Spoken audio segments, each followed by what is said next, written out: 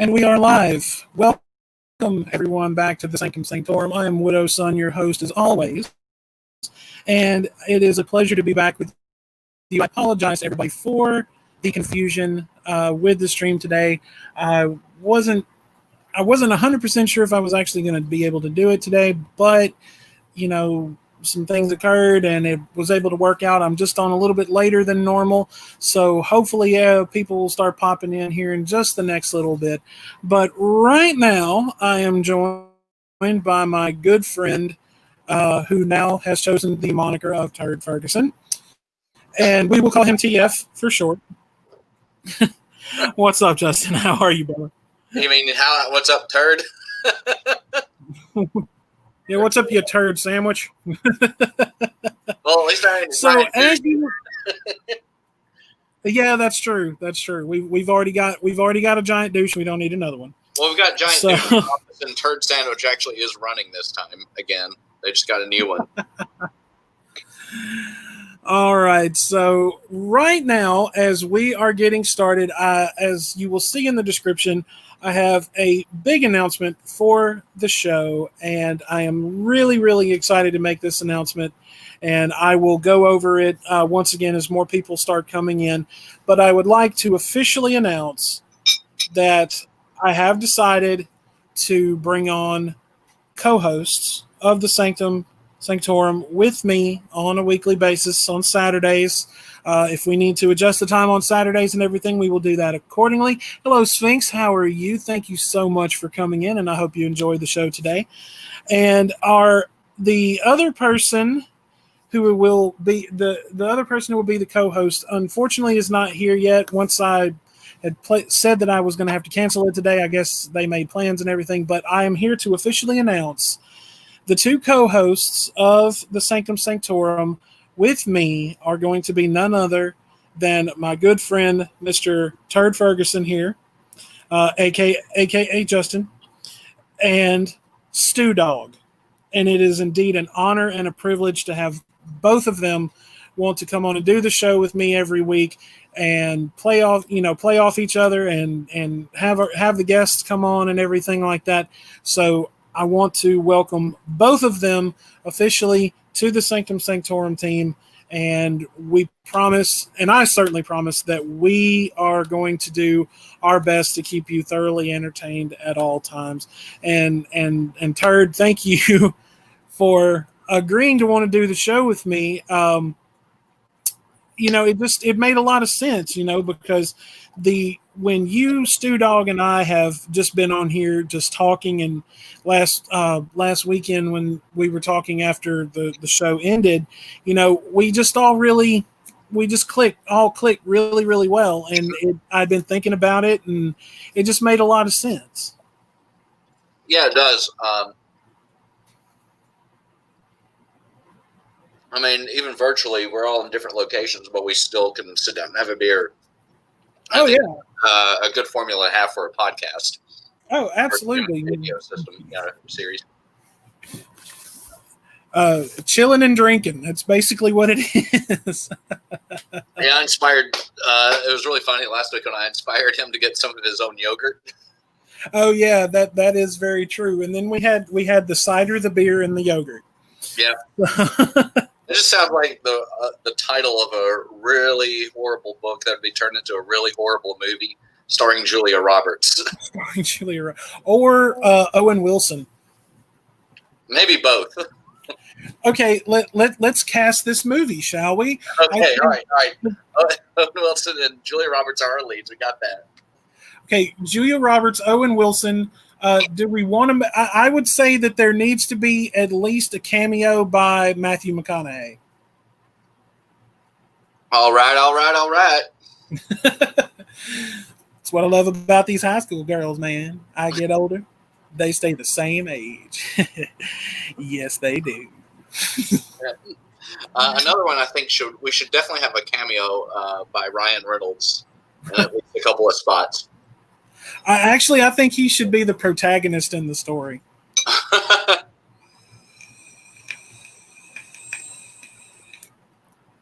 He has to be dressed as Deadpool. Do what? He has to be dressed as Deadpool. He has to be dressed as Deadpool. Uh, I read an article that they're wanting to give him complete creative control over that character. I mean, they should.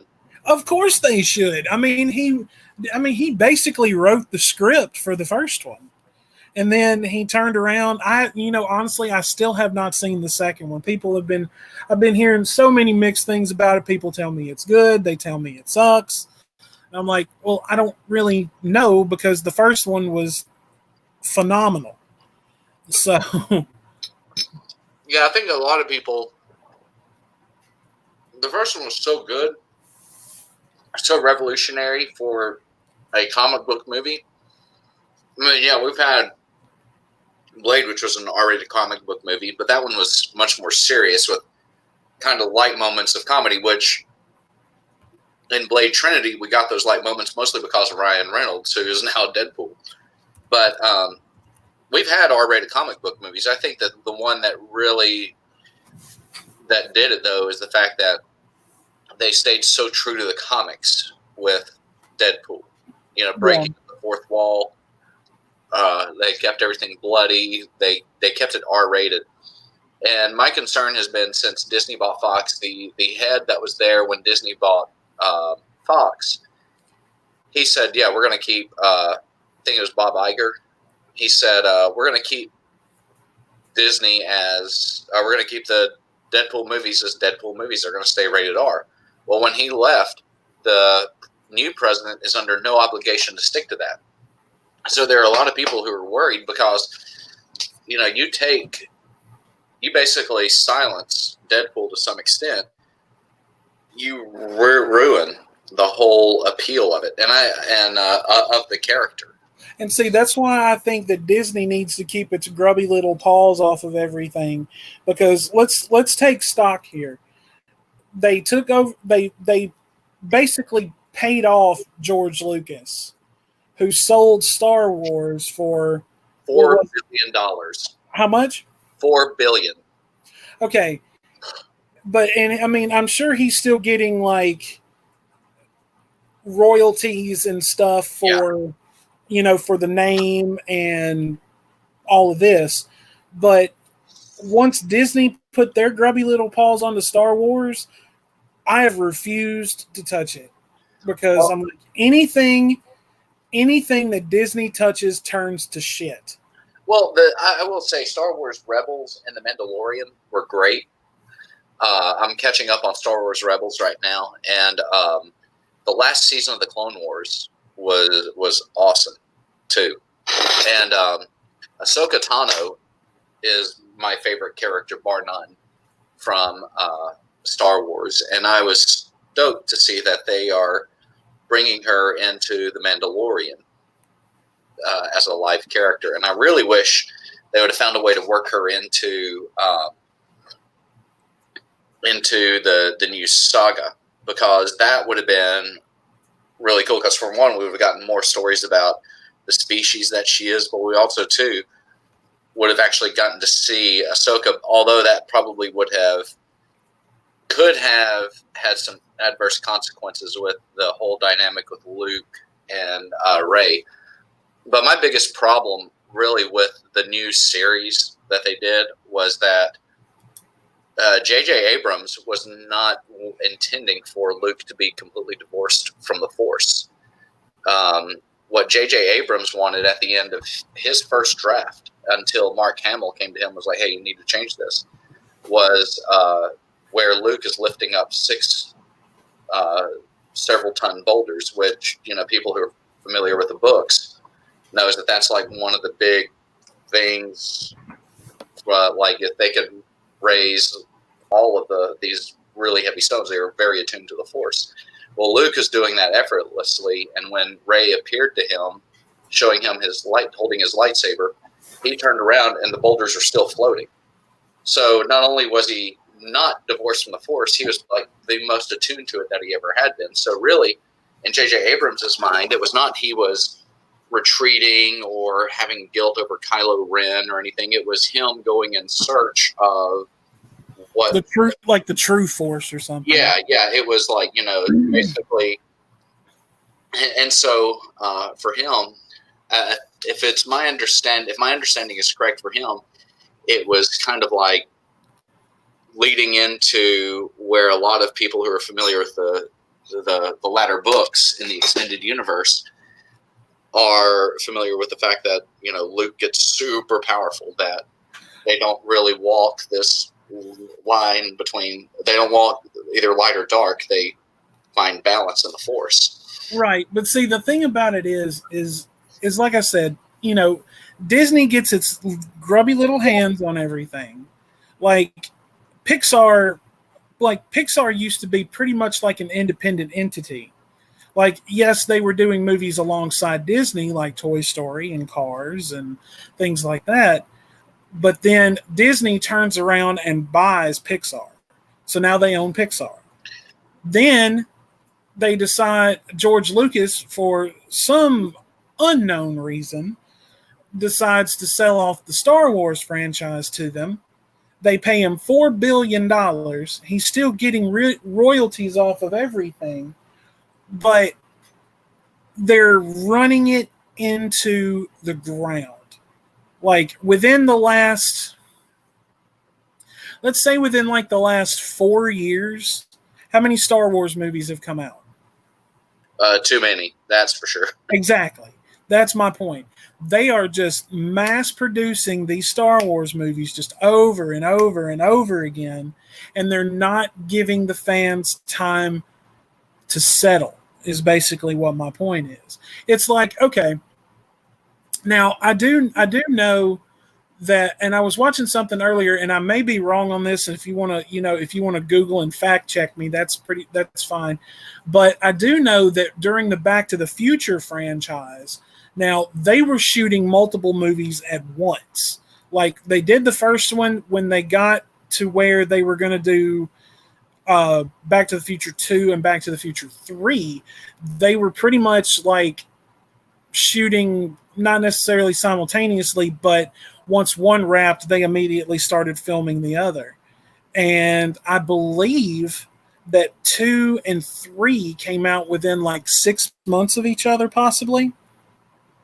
And I mean, if you're not, and I'm not necessarily saying that's a bad thing for that time, because you had people that really, really wanted to see where the story was going to go, but they didn't saturate it. You know what I'm saying? And now the market is getting so saturated with Star Wars movies. I don't see how people aren't getting fed up with it.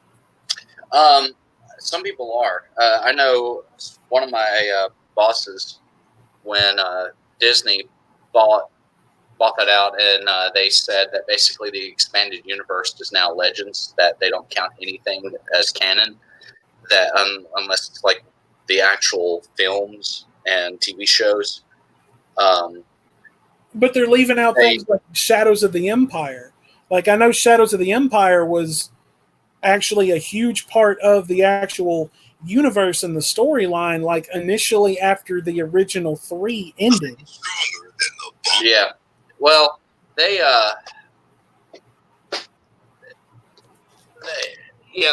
did that, and I think the reason why they did that was because so many people knew what was supposed to happen at the end of the saga that it just left really no room for the element of surprise. And from, if you've just acquired this property for $4 billion, you'll easily make that money back just by people buying the toys and, buying the movies and all this other stuff.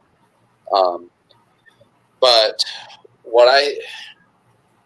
so in some ways I can see like why the fans are upset, but in other ways I can also understand why Disney did what it did with that, by saying, okay, none of this is canon, this is all Legends.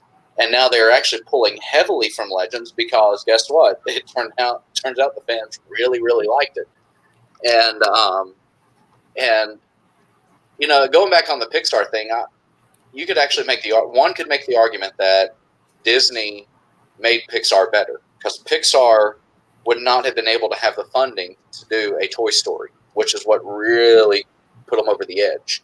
Right. I mean, in some ways, a Disney acquisition has been a great thing, I think with the big problem with Star Wars is, and I know a lot of people are going to agree with me on this, is Kathleen Kennedy. Because when the Colin Trevorrow was supposed to be the director for Episode 9, the idea that they went with 3 separate directors is absurd. They should have picked one director to do all 3 movies and then worked on that story arc. Because I'll get to my problems with the connection between The Force Awakens and The Last Jedi. So Colin Trevorrow did not want Luke Skywalker dying at the end of The Last Jedi. By the way, this is a spoiler if you've not seen it. But Colin Trevorrow wanted Luke Skywalker basically becoming a Force ghost at the end of not at the end of his movie, but like early in his movie or halfway through it, because Luke's Force ghost was going to play a pivotal role in all of that. Right. Hey, just real quick, I was just flipping through Facebook and just double checking something. Bob Kulick, do you know who I'm speaking of? Yeah. He died. What? Bob Kulick, who wrote Sweet Victory for SpongeBob SquarePants, died today. He was 70 years old. Dang. So definitely rest in peace to Bob Kulick. And thank you also for one of the greatest songs ever written for a cartoon of all time. And we certainly hate to hear that, and definitely our thoughts go out to his bandmates and who he worked with and his family during this time. So definitely rest in peace, Bob Kulick, and thank you very much once again. But yeah, I just happened to catch that. Man, it's like I've been saying. It's like I've been saying for a while. All of the good ones are leaving us. I would honestly, if we could trade, I would give them. I would give them pretty much any of these, bullshit trap artists and wannabe rappers to give us back David Bowie and Lemmy and Dio and Dimebag Darrell and Vinnie Paul and John Lennon. The people that really made an impact for music and everything like that. We're stuck in a world of bullshit music and bullshit art, and all the good ones are leaving us. The world is seriously, entertainment wise, and well, let's just say it all the way around, is just going to shit.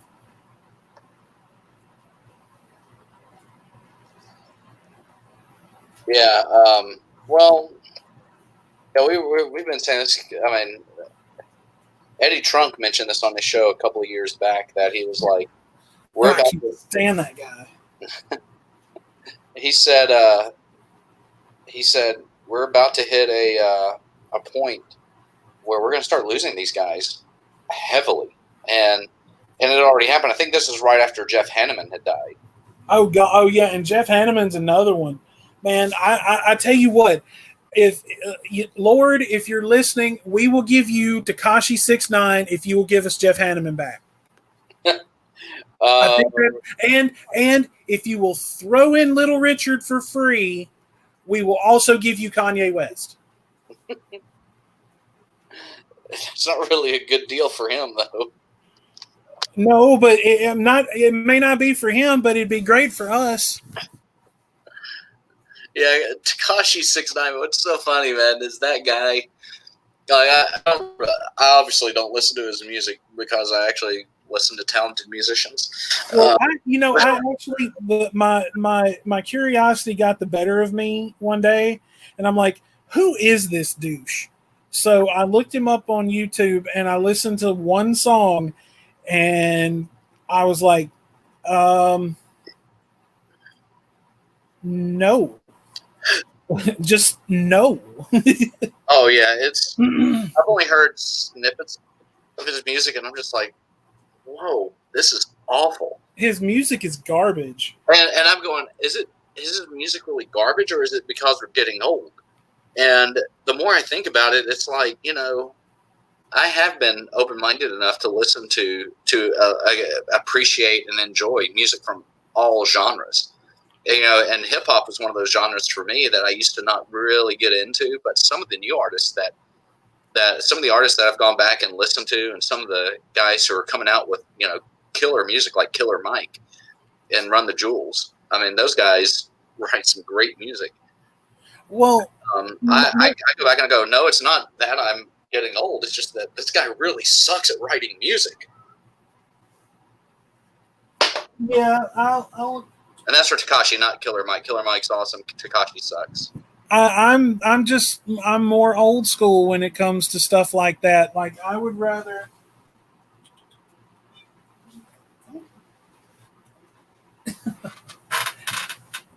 Hang on, one of my cats wanted to join, so yeah, but I'm more old school when it comes to that. The Ice-T records and the first few Ice Cube records, and Doggy Style from Snoop Dogg, and The Chronic from Dre, and Straight Outta Compton from NWA, and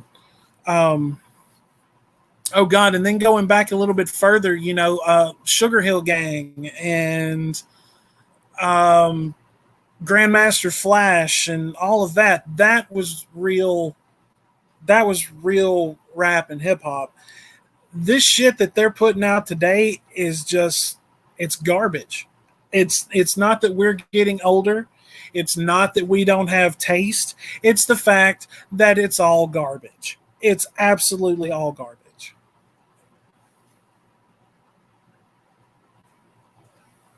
Yeah, it is. And there are some guys who are, like I said, who are coming out with some great music now. And I think this applies to all genres. There are guys who are putting music out from all genres that are great, but there are way more who are putting out crap. And I think that's kind of always been true in this case. But one thing I was pondering yesterday was like, why don't you hear, obviously pondering after work, I was like, why don't you hear about more rock bands, punk bands, metal bands, hardcore bands Because coming out?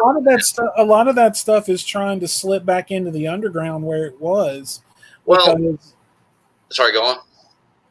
I think it's trying to slip back into the underground where it was because, you can still go and catch. You can still go and catch good metal and punk and hardcore shows. You just have to know where to look. And then, of course, you've got all these big, national tours and all this other stuff that goes out. And that's great because, the more established bands that are still around and putting records out and music and, want to know what their fans want and want to keep them coming back for more and keep them entertained and everything, they're still out there doing it. But the best example the best way that I can pretty much kind of just, say it is that if you look at, let's take let's take a band like, let's say Pantera. Let's take Pantera for example. Pantera would go. They put out a record and then they tour on it for a couple of years. And then, after that, elongated tour and everything, in the States and then Europe and wherever else, they would come back and get in the studio. But it was going to be at least another 2 or 3 years, or it was going to be at least another year or two before we got another Pantera record. And that was great because they were actually putting time into it. They were putting out, they just weren't throwing out, random garbage like you hear from all these artists that put out a record every 6 months to a year and it has no substance. Okay, and no offense to Vinnie Paul, but Hell Yeah is a prime example of that. Like their first record was actually it was okay, but it was like almost like every year I would see an advertisement in some magazine for a new Hell Yeah record coming out, and I'm like, didn't they just put one out like 6 months, a year ago? Why are we in need of another Hell Yeah record right now? Yeah, and one thing I was thinking too though is Finn McKenty, who has a YouTube channel called the Punk Rock MBA. I've watched his channel. Yeah, Finn McKenty is awesome, and one of the things that he said in one of his videos is he said, why has rap and hip hop replaced rock and roll and punk and heavy metal as that? And one of the connections he makes is when you look at the early, like the 80s, 90s, and early 2000s, those bands had cultural relevance. I mean, you saw them on MTV. You heard their music on the radio, even if it was their power ballads. And granted, we can get into a discussion how radio has become further segregated by styles than a little bit later. But one of the things he critiqued about modern bands is he said you see them not even wanting to engage the culture. But yet you look at hip-hop artists like Travis Scott, who actually has some really cool music, and he does put on a good performance. I'm not going to lie. I mean, that guy, even if you don't like hip-hop and you just sit there and watch his performance, you will come back going, man, I don't really care for the music, but that guy put on a show. And that's one of the things you don't see a lot of bands doing. Now, you don't see them really putting on a show like that. And if they do, you don't see them engaging in a cultural way, like with social media that, you see people like Travis Scott. And Travis Scott is also very relevant because, he had a relationship with one of the Kardashians. And, there's a shocker. Yeah, and wound up, I can't remember which one, but he... Does it matter? It doesn't matter, I guess not, but he knocked her up, and, she had his kid. Well, so, of course he knocked her up. So this guy is, like, cemented in pop culture as a result. And so you don't really see... And I think bands of, like, the rocks, the various rock styles retreating back into the underground is actually leading to their detriment. And eventually rock and roll, if they don't change course, we don't start having artists who aren't afraid to write a good hook. I mean, that's one of the things that made Trent Reznor and Nine Inch Nails so big, was that Trent Reznor is not afraid to write a song that has a catchy melody that makes people want to listen to it, because that's why you could go to a nightclub for a while and hear them playing Closer, or hearing them play other types of Nine Inch Nails songs, like any of the ones that Trent Reznor did, but especially Closer. And then he got further relevance when Johnny Cash covered his song "Hurt." Yeah, and Trent Reznor, if you ever hear this, Johnny Cash blew you out of the water, son. See, I prefer the original. I don't, because Johnny Cash actually brought out the real emotion in that song.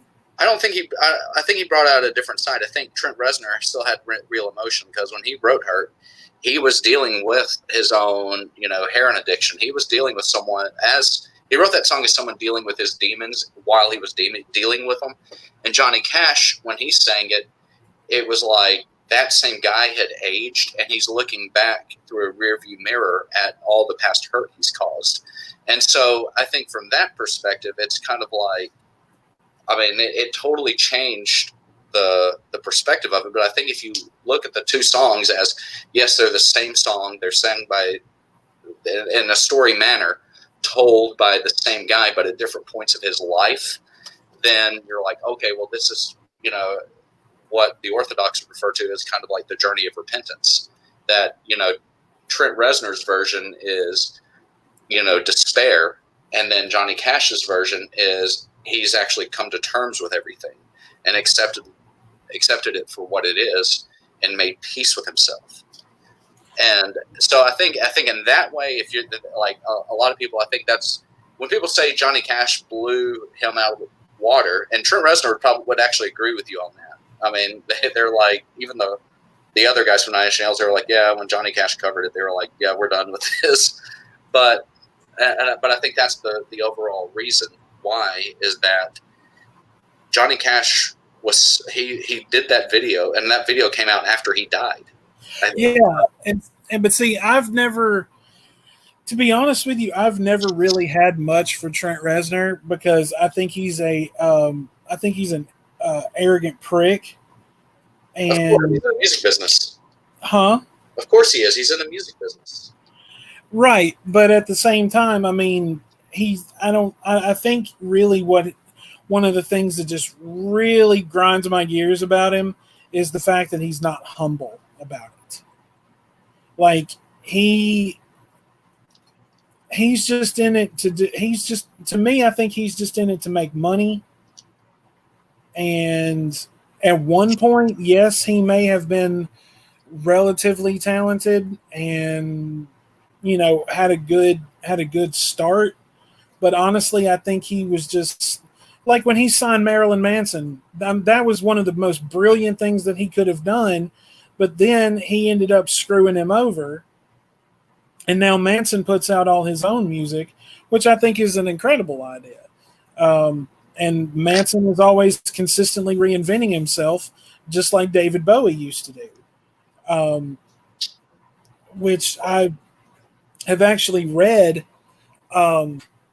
reviews of some of his concerts, and a few of them have actually compared Manson on stage now as like watching a modern day David Bowie, which I can completely agree with. Well, and I will come to, and I'm not trying to be a Trent Reznor apologist on this, but I will come to his defense on this, that when he had the run-ins and butting of heads with Marilyn Manson, he was like dealing with those demons that caused him to write Hurt. And once he got cleaned up and sobered up, he is a different person. In fact, he's been able to work with so many other people in the music industry, and he himself will tell you he's much happier. And he did what a lot of other people who've kicked a drug habit have done. Joe Perry did the same thing that he did, and what Trent Reznor started doing is he started going to the gym and working out. And if you look at the guy, he is buff now. I mean, you look at him and you're just like, okay, that is definitely not the wiry guy that started off with Nine Inch Nails. Right. Well, Glenn Danzig is sort of buff, but he got his ass kicked by a fan. So, yeah. Well, just because you have muscles doesn't mean you can really fight. I mean, that's one of the things that we've been told in martial arts, that sometimes you get these big guys and they think just because they have a lot of strength, they can throw a punch and hit you hard, and sometimes they can. But what happens is they're also very slow because they've not worked on speed. What they've worked on is bulking up. And now someone like Mike Tyson, who has worked on his bulk and his speed, you do not want to get punched by a guy like Mike Tyson, because he still has, even in his 50s, that guy still has the ability to just throw one good hook punch and knock you out. And and not only will he throw just one, the dude was so fast in his prime, and I think he's still this way because I saw a training video. He'll throw a hook punch with like his right or left hand, but then just follow it up with another hook punch with that same hand. Where most people, they would have to throw two separate hook punches to get that same effect.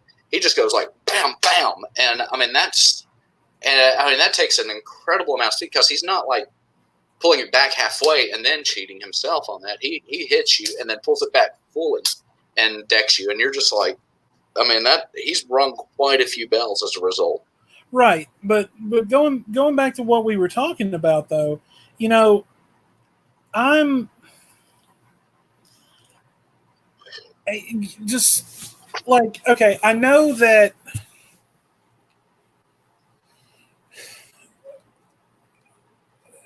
I'm just kind of to the point where with music, I would prefer to listen to the older stuff. Maybe there may be a new song that I hear that I may like, and it may be by a band that I've never heard of, but to like go out and buy their record, no, I wouldn't do that. Well, is anybody really buying records anymore? Unless it's vinyl. I mean, people really aren't going out and buying CDs unless the guys are not on streaming services. I still do. I still go and buy physical copies of albums when I can get them. Like when the new Tool record came out after 13 years, there was no way in hell that I wasn't going to have a physical copy. I was going to have a copy of that in my hand. Yeah, well, of course, that makes sense because that's how much of a Tool fan you are. But see, like the older records, like that's why when I go, like when I go back to our hometown and go to the used and the new and used music and bookstore over there, I'll go and look through the CDs, and if I happen to be in like a pawn shop, I'll go look through the CDs see, that's one cool thing about pawn shops, especially when it comes to finding movies and music, because you never know what you're going to find. I was in a pawn shop, and you know the little town that I live in and how like backward it is. Okay. There, I was in this little pawn shop just down the road here from where I live, and I was looking through all their CDs and stuff one day, and there was I don't know if it's the same band, it may have been the same band. They were just doing some different stuff at the time, but there's a band out.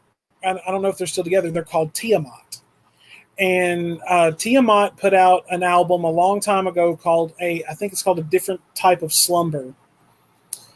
And these guys are, they're into, black magic, and I believe one of them may be a COS member or something to that effect. But I was looking through there, and I found a CD. It was just a little white strip, like right there on the side, and it said Tiamat. And I'm like, are you kidding? What is this doing here? And I picked it up, and it was like a black metal album. And I'm like,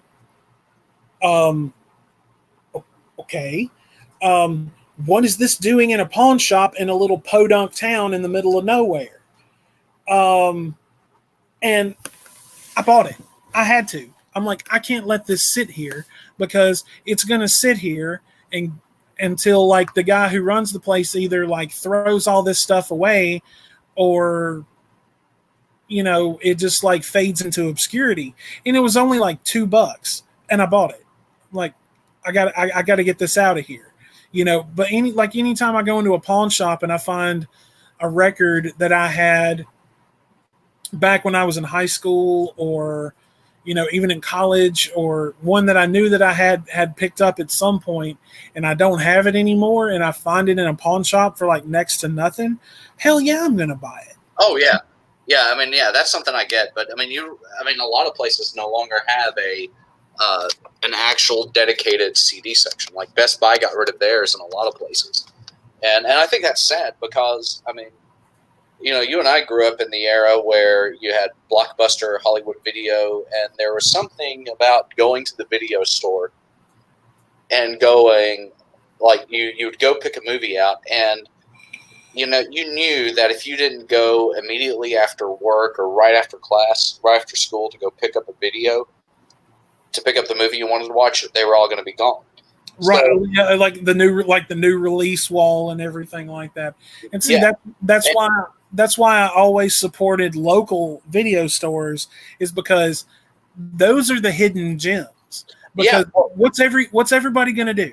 What's everybody going to do? They're going to run to Hollywood. They're going to run to Movie Gallery. They're going to run to Blockbuster, and they're going to get that new release. go to your local video store because they're going to have it, but there's this big section, like there's this big multi-section like out there in the middle of the floor, and there are all these great little hidden gems that you should discover. And see, that was one thing like I would always notice whenever I would go into a video store, not necessarily local, but even like a chain video store, everybody would be walking the new release wall. And you would see very few people, except for maybe like kids in like the kid movie section, looking at other movies, or like people in the video game, like wanting to rent a video game, which I always thought renting video games was kind of a scam because you had to have them back like the next day or like 2 days later. Like, just stick to renting movies. And if you're going to rent video games, you need to rent them out for at least 3 days instead of 1 or 2. Yeah, well, and there was, but that same feeling that you had about going to a movie store and a rental place, and you're like, crap, I can't find this. You would always find that one treasure that you never would have found had you not gone to that movie store. And there's also, too, you'd run into people that you would see, and the same experience existed for those of us who would Went go to music stores. Music stores, yeah, because you would see these bands. You would walk in and immediately, like one of the things Sebastian Bach said was what made him pick up Metallica's first album, which was supposed to be "Metal Up Your Ass," was the original title. No, that was actually like their demo record, I think, before they got signed.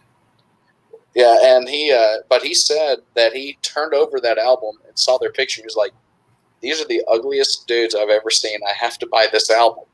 And that's when he put it on and he heard it and he was like, "Holy crap, this is amazing." And they, you don't really have that anymore. It's like, you don't have that treasure of walking through a store and going, "Oh, these are the, this is this album cover." You walk in, you buy an album just simply because of the album cover, the CD cover. Like Alice in Chains, one of their albums, I think it was their self-titled album, had a 3-legged dog on it.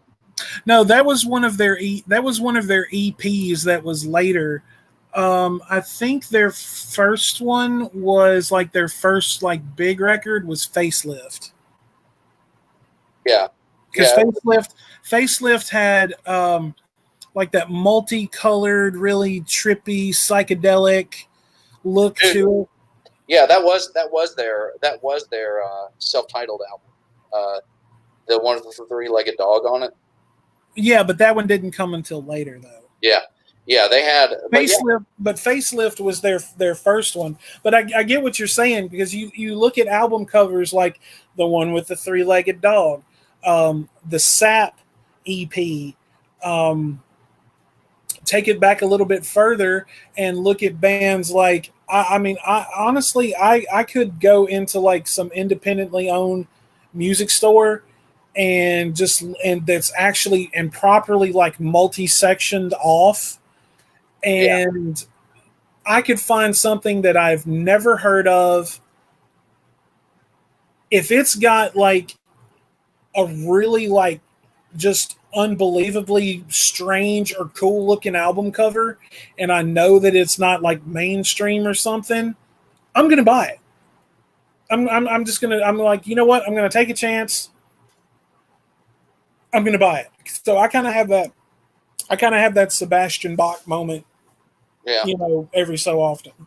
Yeah, and I hate to sound like an old fart at this, but it's just it kind of makes me sad. Well, you are a turd. Yeah, I am a turd, but my nieces will never have that experience of walking into a store and just looking at the album cover.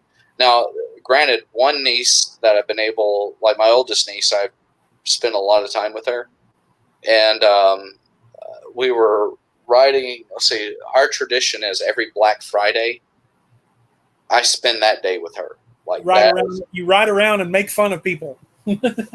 Sometimes, but most of the time what we're doing, there was like one time, I'd take her to the mall and we would go get something to eat, and we would go get some, cookies.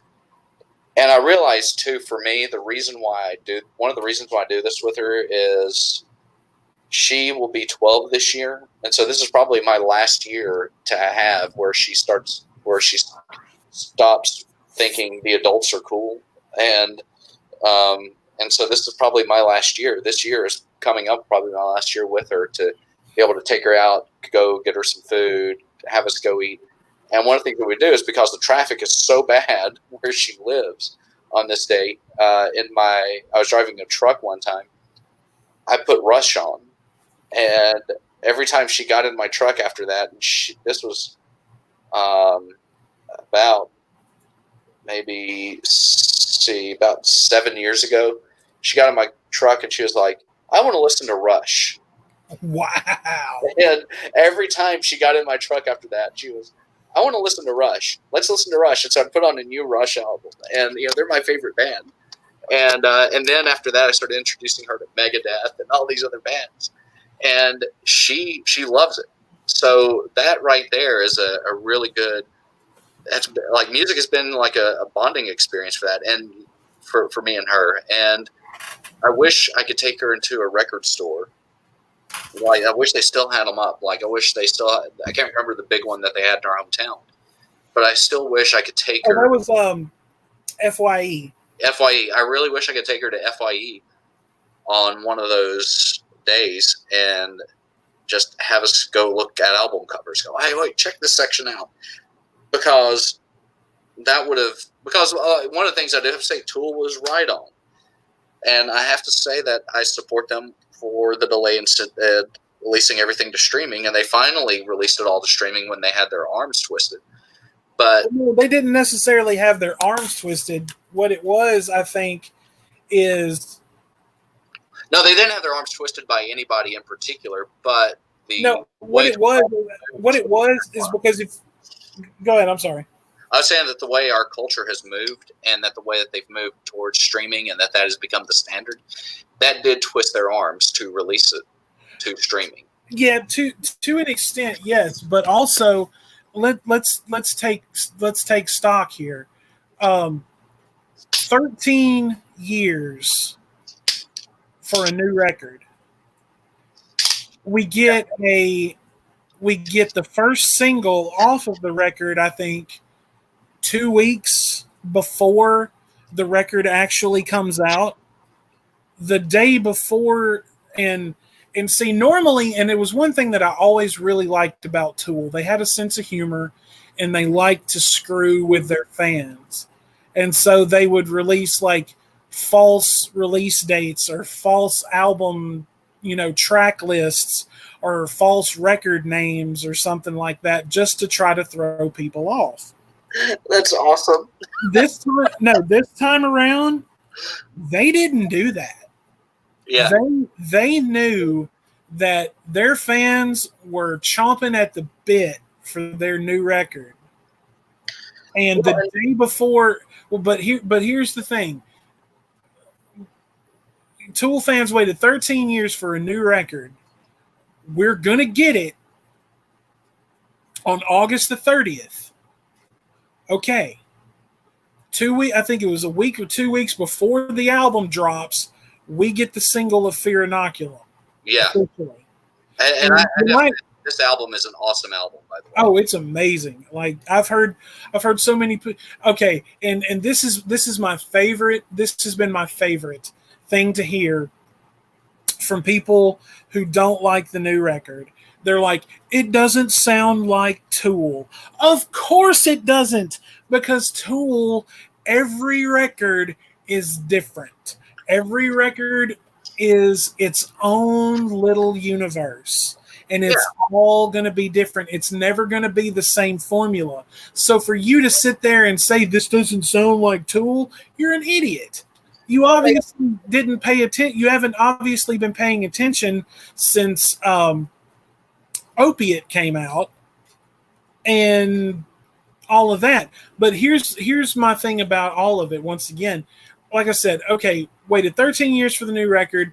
The fans are, all about to have like an aneurysm.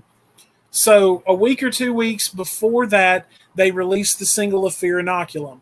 which, to be honest with you, knowing how they were, with their fans and what they'd like to do, I thought it was fake. Like, I thought it was just like going to be just a joke.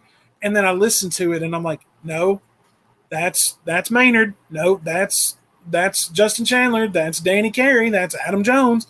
This is legit. Okay, the day before their album releases,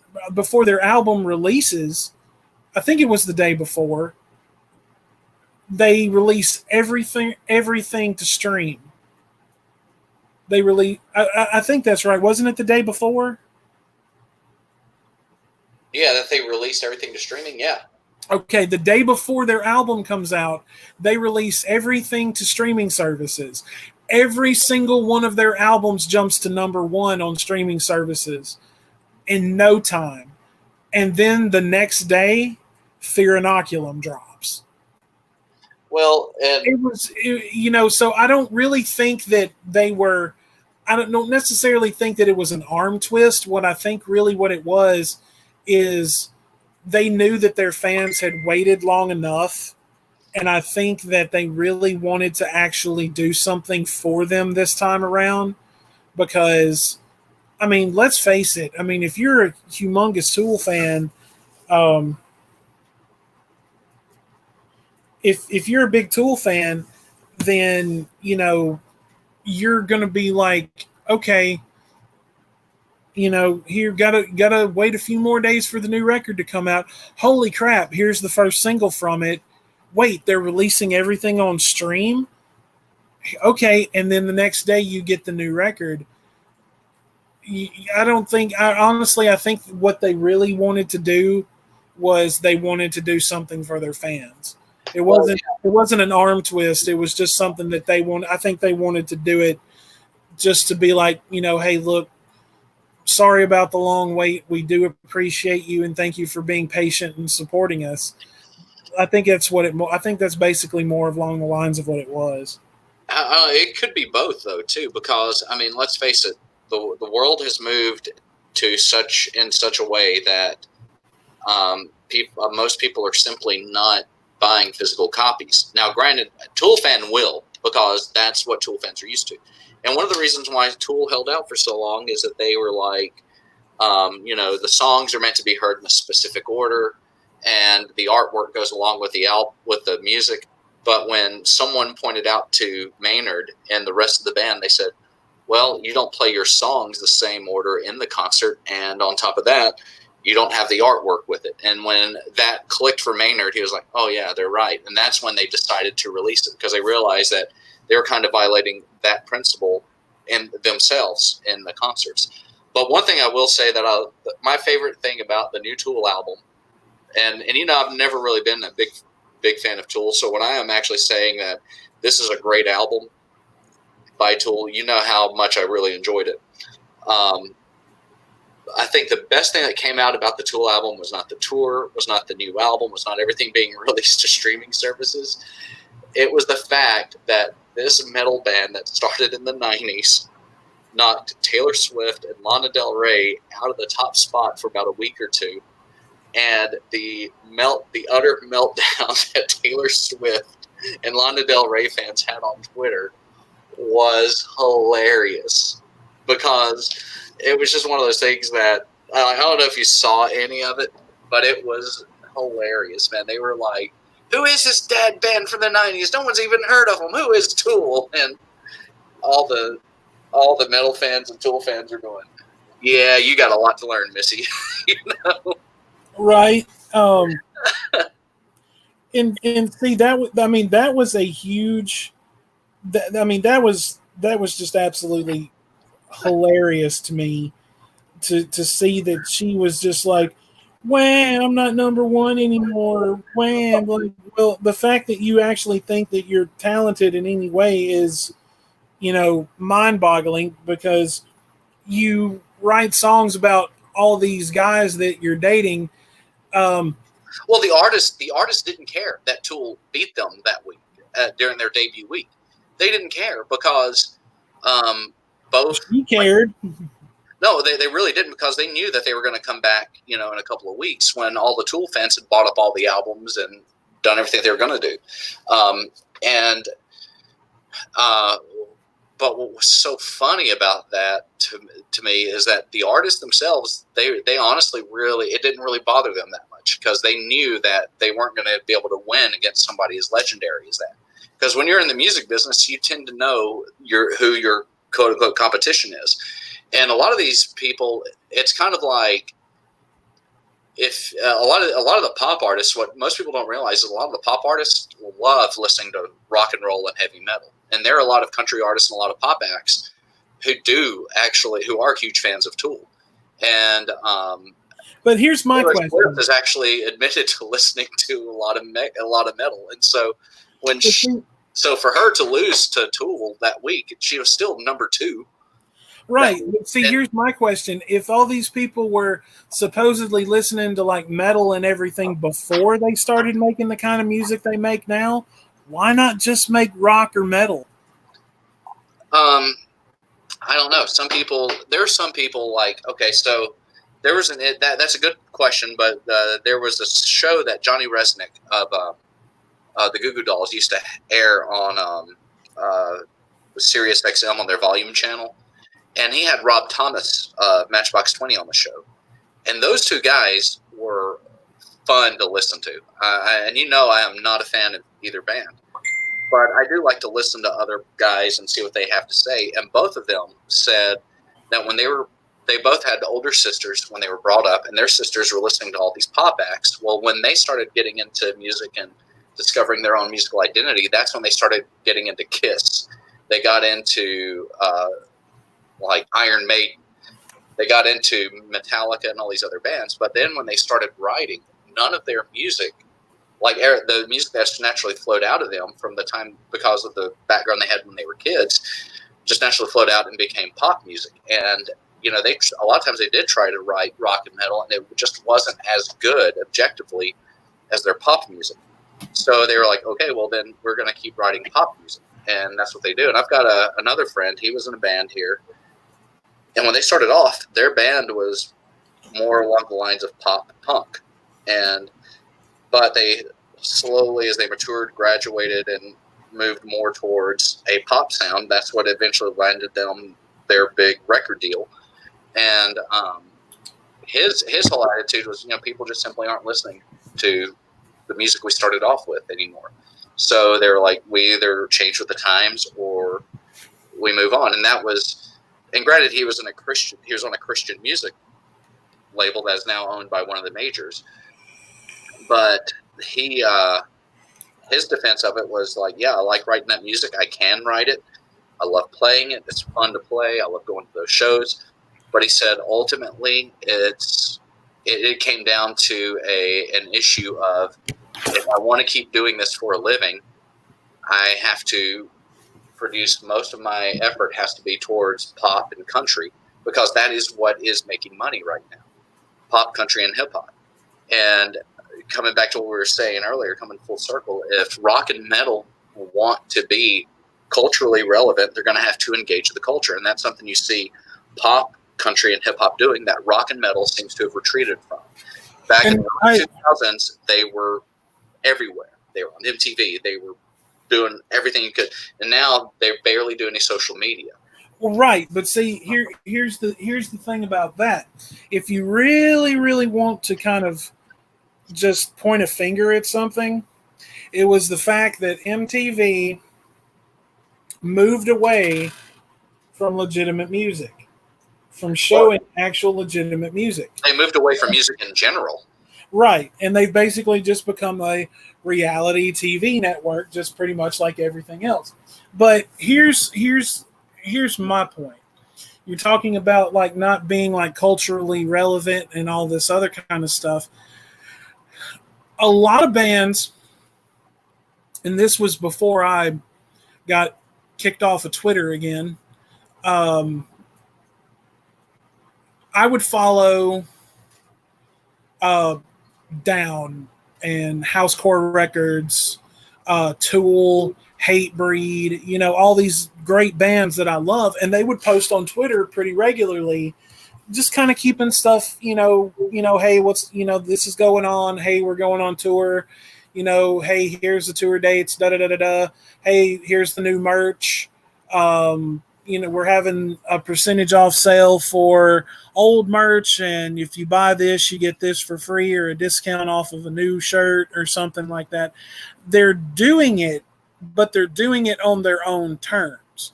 See, that's one reason why to this day, I'm still a humongous Phil Anselmo fan, because that man, while he was in one of the biggest metal bands in the universe, paved the way for what we now know to be groove metal, because that's exactly what they were. That was hard soul and groove coming out of that band, out of all four of those men. That Phil runs his own label,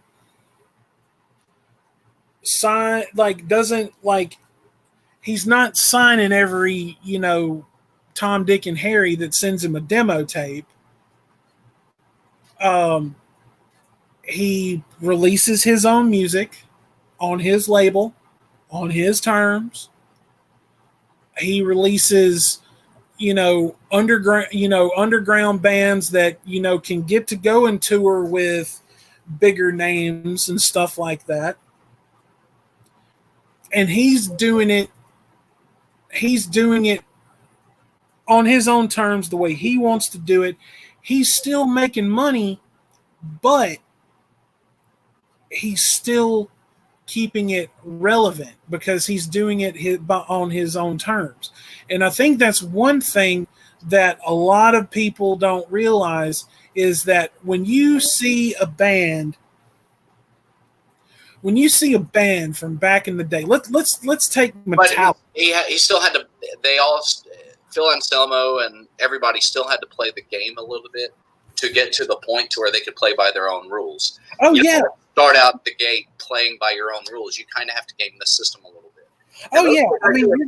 You're gonna have to do what you're gonna have to do. But let's take their first, their glam metal records. They put those out themselves. Yeah. And then when they actually got signed and went into the studio to make Cowboys from Hell, they made Cowboys from Hell on their own terms. They were pretty much telling them, this is the way we want it. This is how we want it done. Let's make it happen. Yeah. And we got one of the first most blistering metal records of the 1990s, which was Cowboys from Hell. And then we moved forward because their whole philosophy is we have to outdo the last record. We have to be heavier than the last record. And then you got into Vulgar Display of Power. Then you got into Far Beyond Driven. Then you got into the Great Southern Trendkill. Then they put out the live record. And then they put out Reinventing the Steel. And then sadly they were gone. But that was a band that was doing it their own way. And I think, okay, now let's take a band like Metallica. Let's take one of the biggest metal acts in the world, for example. These were guys who were doing what they loved by their own terms. They were tape trading their demos. People were coming to their gigs by word of mouth alone. They were playing live all the time, all of this, okay? They get signed. They put Kill 'Em All out on their own terms, okay? They get signed to a bigger label. They go and they do Ride the Lightning on their own terms, how they wanted it. We saw the same thing with Master of Puppets. We saw the same thing with Injustice for All. And, of course, at the time between Puppets and Injustice, we lost Cliff Burton and we got Jason Newsted. Yeah. But. Well, and what they did, Jason Newsted on Injustice, was it Justice for All, where they didn't have any bass on that album? No, there's bass on the album. You just can't hear it. Yeah. That was just ridiculous what they did to him. with that. But hang on. You can go onto YouTube right now, and somebody actually took the record, ran it through the appropriate software, and turned the bass up to where you can hear it, and it sounds incredible. All right. Like seriously, go and look it up and give it a listen later. You can hear the bass, actually hear the bass in the album when they redid it. I saw another band who completely redid the Saint Anger record without the off-tuned snare drum and better vocals, and Yeah, it sounds awesome. I'm like, okay, but yeah. see, here's That snare sound was just awful. Like bing, bing. yeah, bing, bing, bing, bing. I'm like, Lars, you've been playing drums for 20 plus years. Don't you know to turn your snares on? You don't turn them off unless you're like just doing a small section. Don't put an off-tune snare on your record for every freaking song. But my point is, okay, after Justice, what happens? They find Bob Rock. And Bob Rock basically was telling like they were writing the music and everything else like that, but Bob Rock was telling them what to do with it.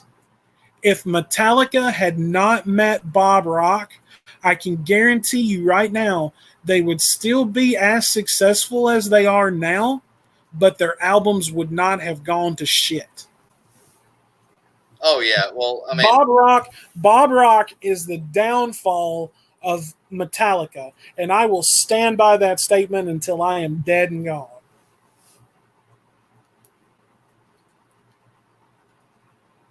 yeah. But I will say though, I mean, people want to blame Bob Rock, but he did put them into the mainstream with their Black album. I will forever stand by that. Well, no, they were already hitting mainstream because No, when hang on.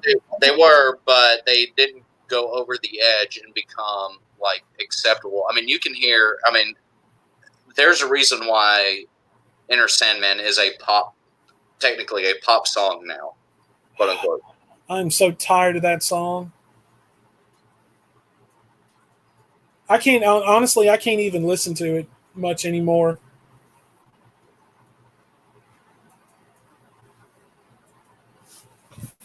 Are you there? Yeah, I am. I can't listen to it much anymore. But no, what I'm saying is they were entering the mainstream already because when Justice dropped is when they did their first music video. And then that hit MTV, and then it was getting radio play and all this other kind of stuff.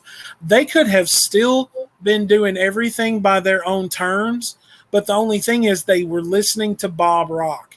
Bob Rock, and I've heard him talk about it, and he was just like, I just wanted them to sound better. I'm like, it sounded perfectly fine to me. Where were you hiding when Master of Puppets came out? Where were you hiding when Justice came out? They were sounding pretty damn good, in my opinion. The only thing you really did was you made James go back, and you were basically doing pitch correction on a primitive version of pitch correction on his voice. You were running guitars through multiple amps and filters, whereas that was the brilliance behind their first four records is there was no pitch correction. There was no filters. They were raw albums, and they were amazing. And so to me, I honestly, I have, and I don't even think they work with him anymore. But he's just one of those guys who he took a band that was incredible and turned them into what they are now. Because after Load and Reload, which both of those records had their moments, but they're not great records. Then we get bullcrap like Saint Anger and Death Magnetic and all of this. And like, that's why when anybody asks me, like, do you like Metallica? I'm like, yeah, their first 4 records. Black Album's good. Load and Reload have got good moments on them, but nothing they ever put out will ever beat those first 4 records. Yeah, I mean those, but I will say though too that the thing that really makes them go over the top now and keeps people coming back to them, I mean they put on one hell of a show. I mean I've never had the opportunity to go see them because either they didn't come into the area I was living, or when they came here the tickets were just way too expensive. Oh God. Like the last time they came close to where I live, the tickets, like just for a nosebleed seat, were like $75. Oh, here they were much more expensive than that. They were probably. I'm like, who do you guys think you are, Led Zeppelin? Yeah, and well, it's not even their fault. Right, but now in all fairness, I would pay $75 for a nosebleed seat just to be in the same building as Led Zeppelin. Well, and you know when you look at the ticket prices, the promoters are the ones to blame mostly because the band, they have a set price. As you know, they have a set price, and very few bands actually take a cut of the ticket sales, and that's actually good on them for that because bands who take a cut of the ticket sales, they do have some blame in that. But a band will come in to a town, and the promoters will. Yeah, they're trying to make profit, so I can't fault the promoter for trying to make a profit. But a profit? Yeah, like make a little bit of money off of. You said profit. Oh, sorry, a profit. But we're gonna make this profit today. Yeah, well, but the big problem that's happening is it you can't fault individual promoters for doing this because if I'm a promoter and I bring in an act. If that goes sideways or goes completely under, I'm on the hook for it. So what happens is now you've got big conglomerates like Live Nation bringing everything in. And, Ticketmaster has these exclusive contracts with these venues. And they kind of force these venues, and they also can use their power to say, okay, well, we don't want you going to this venue because they refuse to be on contract with Ticketmaster, and they're able to do this type of monopoly BS that allows them to get away with it. And artists have been saying this for years, and that's what caused a problem between them and Pearl Jam back in the early 90s or the mid 90s. And then they eventually, Pearl Jam had to cave because Ticketmaster, all the venues they could have dealt with, Ticketmaster eventually wound up buying them up or getting those contracts. And then others, Pearl Jam was like, okay, if we don't deal with Ticketmaster, we unfortunately have to continue on. We won't have a career.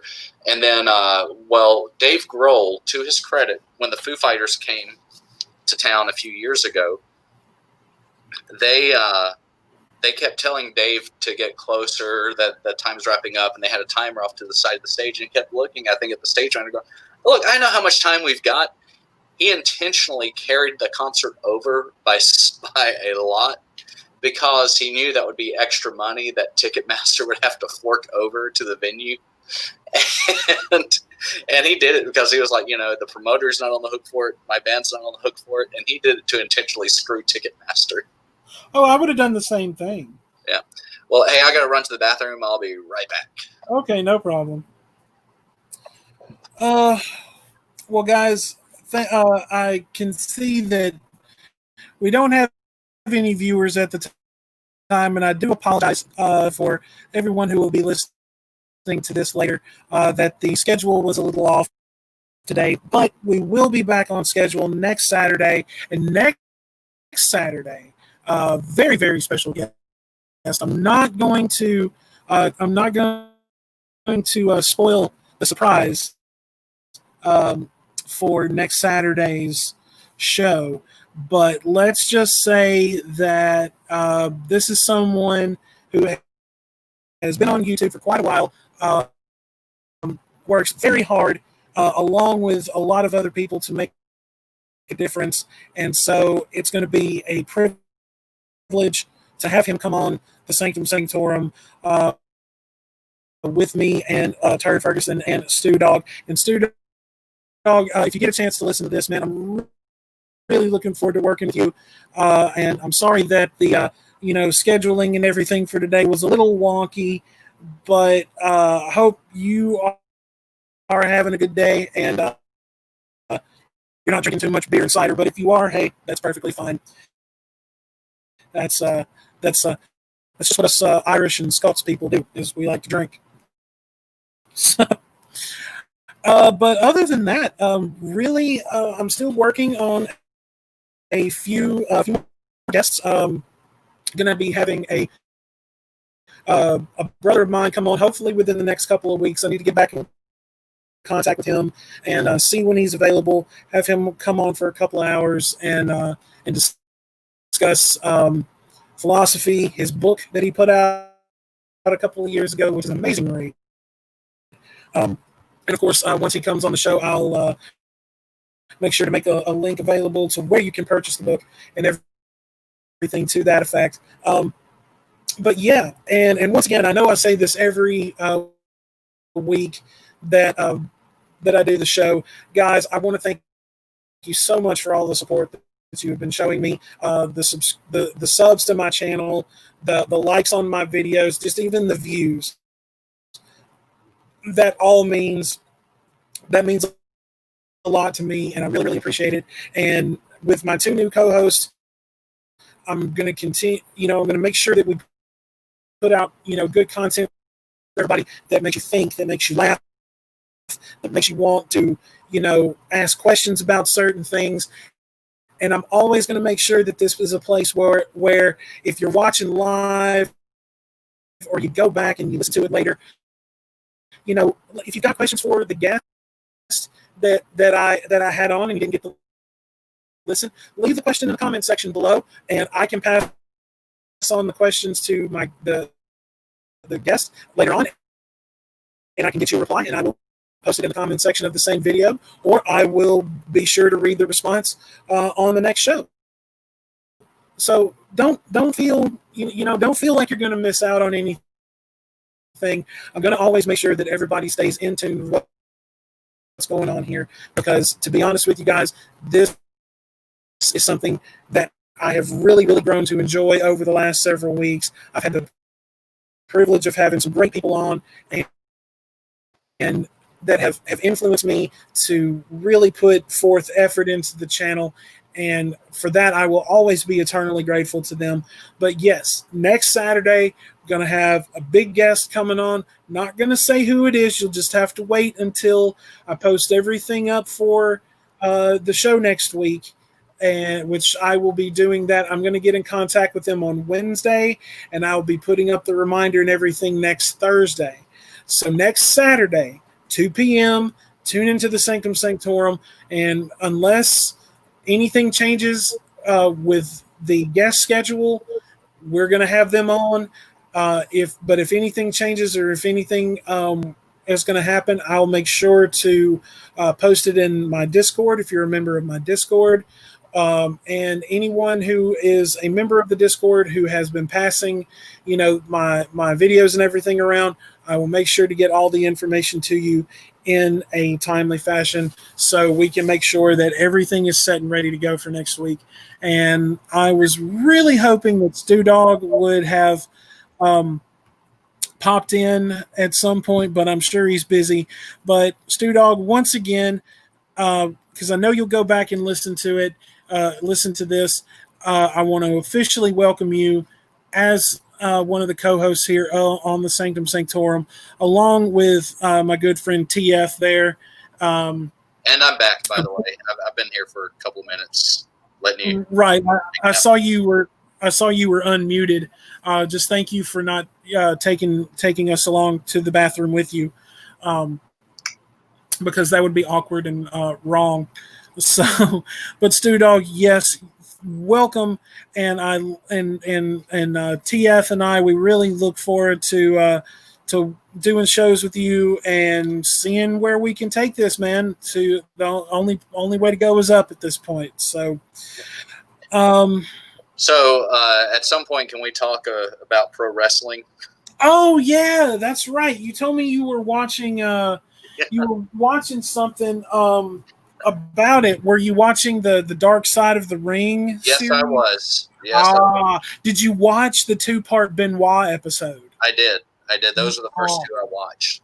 Those are the first two that I watched. Did you watch the one? Did you watch the one about Macho Man Randy Savage and Miss Elizabeth? No, that's the next one I'm going to watch. I just finished the one on Montreal Screwjob.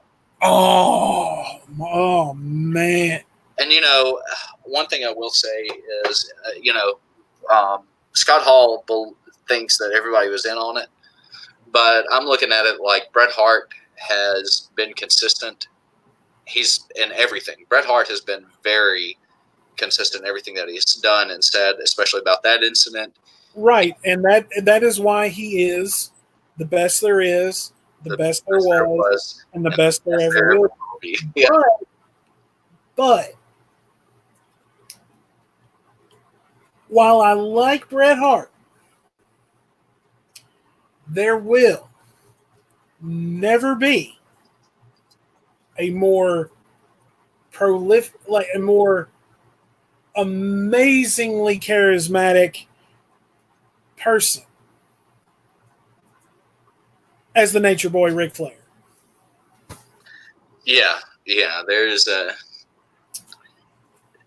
fact that Ric Flair was able to stay with it for so long, I mean, is a testament to he was smart enough not to do things like the flying headbutt, which every time I saw Chris Benoit do that, I mean, my brother and I would watch it. We would watch Nitro together, and every time we saw him do it, we're like, and he would make the connection by hitting someone's shoulder, and then you see him rolling around on the floor, on the mat, just in pain. We're like, why do you keep doing that if it keeps hurting you that much? Right. And then when you watch that Dark Side of the Ring on him, like it was just destroying his brain. Yeah. Like, literally. Well, there was another wrestler who had been doing that, and he wound up in a wheelchair because it had done so much brain damage to him. And he told Chris Benoit to stop doing that maneuver. And they said when they examined Chris Benoit's brain, and I remember reading the news article when this came out, that he had the brain of an 88-year-old Alzheimer's patient. So, yeah, I mean, so that's why I caught all of his friends off guard, like Chris Jericho and Dean Malenko. They were all like, how does a guy who goes from loving his wife and his son the way that he does to doing this? And then there was another wrestler who lived in the same area, like in the same town of Fayetteville, Georgia, in the same town and county. So he kind of had been hearing some of the rumors that were going around about that whole situation. Do you think that Benoit was actually on steroids? Oh, undoubtedly. I mean, he had 10 times the amount of testosterone, and when you in his system, and when you combine. So when a man hits, I think once we hit 30, it's like our testosterone is supposed to decrease by 1% every year after that. And he had 10 times the amount of testosterone in his system that he was supposed to have at that time in his life. That's more than what you would get as a dosage of puberty. So he was basically going through another type of puberty, or having the rage and all of that stuff that we all remember experiencing when we, turned 13 and our testosterone shot up. Yeah, and then all you want to do is yell at people and have your privacy. yeah, and it's. I just want to scream and well, whatever else. Huh? It's the two F's. Fight and what. You just want to fight and fuck all at the same time. Yeah. And one of my friends, he was diagnosed with a low T, and he was having to get the injections. And we were talking. And I was like, "Well, how's it working out for you?" And he said, "Do you remember what it was like having all that testosterone in your body when you were 17 and 18?" And I said, "Yeah." the like peak testosterone? He goes, yeah, I'm in my 40s now. And this is what my friend has told me. He said, I'm in my 40s now. And so imagine in my 44-year-old body having all of that testosterone from when I was 17 or 18 suddenly there again. And I was like, oh, man, that's a nightmare. He goes, yeah, tell me about it. Because he said it's like you're having to learn to control it. And I think by the time most guys we get to our mid-20s, we've got a pretty decent handle on it because it has slumped off some by then. I mean, our peak is 18 with testosterone. And that's one of the reasons why the optimal age for a guy to join the military is between the ages of 18 and 30. They do prefer you, especially if you do special operations, to be a little bit older because you do wind up having mental toughness. So 18-year-olds have the physical toughness. They can last through anything, but what will break an 18-year-old in the like Navy SEAL budge training or in Green Beret training or anything like that is the mental toughness requirements. They just simply don't have the life experience a lot of times to make it through that. But there's a part of me that kind of wishes when I was younger I would have done some branch of the military.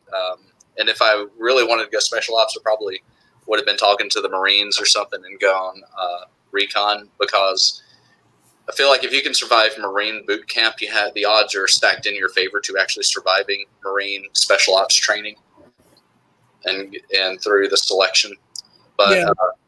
because they I mean, I don't care what anybody says. I mean, I am a big fan of the military, but my top choice would have been the Air Force. But when it comes to the toughest branch, I'm going to have to hand that to the Marines. Well, of course, anybody's going to do that. But the thing about and it's sad what happened to Chris Benoit. It really, really is. But and his legacy is tarnished. The guy was one of the best. Like WWE, like erased him. Yeah. From their history. They just erased him from it. Now, and by proxy, he's now erased from the WCW history. No, he is not. If you go, I just recently. Well, I mean, WWE now owns all the stuff for WCW. Well, hang on. I'm gonna explain that. Now, I finally got my stimulus check like a couple of weeks ago, and I've gotten better at budgeting money, and I haven't really done anything extravagant with any of it. I'm trying to keep a cushion under me. So I said when I got it that I was going to do a little something for myself. And what did I do? I turned around and I reactivated my WWE Network account for $10 a month. And yes, WWE now owns everything the WCW ever did. But you can go onto the network. You can watch all the old WCW pay-per-views. You can watch all the old WCW shows, Thunder, Nitro, Saturday Night, all of this. Dude, speaking of Nitro, did you know DDP was married to the lead dancer of the Nitro Girls? Yeah, Kimberly, the Diamond Doll. Yeah, the Diamond Doll, Booty Babe. Yeah, that was his wife. Yeah. And the whole thing about like... Good for you, buddy. Do what? It's like, good for you, man. Right? But no, you go on to the WWE Network, and I'm telling you, if you yourself do not have it, and you want to go back and relive all of that great stuff from WCW, you get a free month when you sign up. Man, I should get them to sponsor this podcast, giving them a plug like this. You get a free month when you sign up, and then it's $10 a month. For that $10, you get to watch. Whenever WWE does another pay-per-view, you get to watch that pay-per-view on the network app because you pay it monthly But you can go back and watch all that old WCW stuff, and Chris Benoit is in the all of the WCW stuff. Oh, cool. Like I was watching, I haven't been going back and digging into because Thunder at this point hadn't started yet, and I'd never really watched Saturday Night. I really wasn't that big of a fan of it. I was always more just Nitro and Thunder, and I didn't get to watch a whole lot of the pay-per-views, so I would have to wait until Monday to see highlights from it because, I mean, my parent, my mom wasn't going to shell out $40 a month so I could watch a pay-per-view. Now, if I had now I did have some friends that every once in a while their parents would get it, and then when like 3 or 4 of us would get to their house, we'd hand them like $5 or $10, Yeah, cover the cost of it, and pizza and Mountain Dew and chips and dip and WCW on the TV. But I've been watching it, and I'm at the point now where Chris Benoit, like, you haven't been seeing him recently, like in some of the episodes that I've been watching. And I think at the point, because right now it's up to where the Dungeon of Doom is about to disappear, and Hulk Hogan is nowhere to be seen. This is right before, this is basically right now, this is the point in the storylines where Kevin Sullivan, because Kevin Sullivan, the Taskmaster, if you remember him. Yeah. He was actually married, or I believe he was actually married to Woman. You know what I'm talking about? Yeah, yeah. Okay. I think he was actually, yeah, because you'll see that in that Dark Side of the Ring. He was married to Woman, and then he wrote a storyline where Woman basically, I mean, because at this point in the storyline in WCW, Woman and Miss Elizabeth are with Ric Flair and that whole thing. Because basically Ric Flair stole Elizabeth from the Macho Man, and now the Macho Man is pissed and all this other kind of stuff. But right where we are, right where I'm at right now, as far as Nitro goes, this is about to get to the point where you see Benoit and Woman together, and then you don't see the Taskmaster anymore, because the feud, I think, between, and I could be wrong. Now, I've seen a few episodes where you've seen Chris Benoit, but I haven't seen any cuts or re-editing to where you don't see him. I haven't seen that in any of the WCW stuff. Now, the reason that Vince McMahon can erase Chris Benoit from the WWE history is because he can do that, because that's his brand. But the WCW stuff, he owns it, but he may own it, but technically he has no ability to be able to wipe someone from that particular company storyline, because it was already in existence before Chris Benoit ever made the transition over to the WWE. So that's why you can still see Chris Benoit on some of these Nitros. And like they'll make announcements for the Saturday night and be like, Chris Benoit taking on the Taskmaster and da-da-da-da-da. And at this point, Chris Benoit is already a member of the Horsemen, because the Horsemen have made their comeback. And so right now, where I'm at the point where Brian Pillman has been kicked out. Basically, he left WCW, and now he's back over in WWE. And this is the point in that where he's about to start feuding with Stone Cold Steve Austin. Mongo McMichaels, one of the commentators who was married to Deborah, who used to come out with Jeff Jarrett all the time. He's about to start wrestling for some ungodly reason, and he's going to join the Horsemen, which I really don't understand. the ultimate lineup of the Horsemen for me, growing up watching them in WCW, was the Nature Boy Ric Flair, Arn Anderson, Chris Benoit, and Dean Malenko. Those were to me, those were the four essential horsemen of the WCW time. But you should really go and sign up for the network and try the month for free, because it's totally worth the $10 a month. I Okay. mean, once you're done with it, or you watch everything that you want to watch, send them a cancellation request. They'll give you until they'll give you until they give you like a couple of more weeks, or however long it is that you're paid up through, and then they shut it off. But you get access to all of that.